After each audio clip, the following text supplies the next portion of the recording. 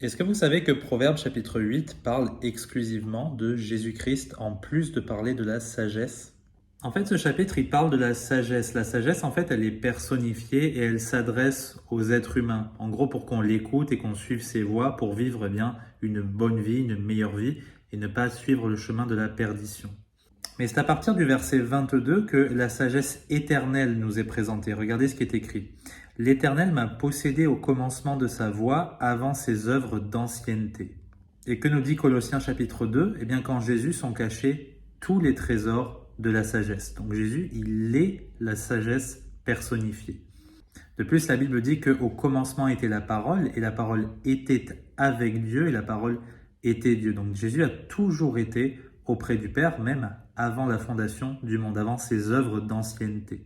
Du verset 22 au verset 29, en fait, la sagesse personnifiée nous décrit l'œuvre créatrice du Père et le fait qu'elle a existé avant cette création. Regardez ce qui est écrit en Hébreux chapitre 1 en parlant de Jésus. Il nous a parlé en ces derniers temps par son Fils qu'il a établi héritier de toutes choses, par lequel aussi il a fait les mondes.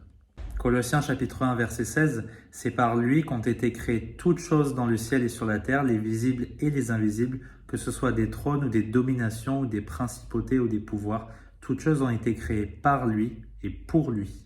Au verset 31, on peut lire « Me réjouissant dans la partie habitable de sa terre, et mes délices étaient avec les fils des hommes. » Donc la sagesse personnifiée, elle a habité avec les hommes. Mais qu'est-ce que ça nous rappelle?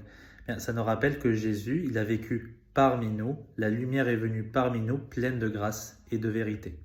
Et il est écrit, ses délices étaient avec les fils des hommes. Donc c'était un plaisir pour la sagesse de faire partie de la vie des hommes. De la même manière, Jésus, qu'est-ce qu'il nous dit en Jean chapitre 4?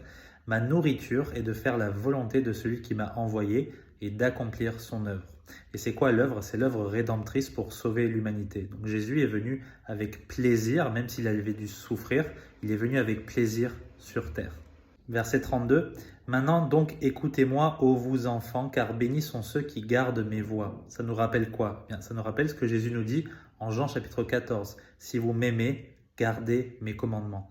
Si quelqu'un m'aime, il gardera mes paroles et mon Père l'aimera, et nous viendrons à lui et nous ferons notre demeure chez lui. » Allez, dernier verset, verset 36. « Mais celui qui pêche contre moi fait tort à sa propre âme, tous ceux qui me haïssent aiment la mort. » Regardez ce que dit Paul en Corinthiens. « Ainsi, en péchant contre les frères et en blessant leur conscience faible, vous péchez contre Christ. » Pourquoi? Eh bien parce que quand on attaque les frères, on s'attaque directement à Christ, parce que nous sommes en Jésus-Christ, nous formons tous un édifice spirituel. Donc relisez ce chapitre et vous verrez que ça parle partout de Jésus. Que Dieu vous bénisse.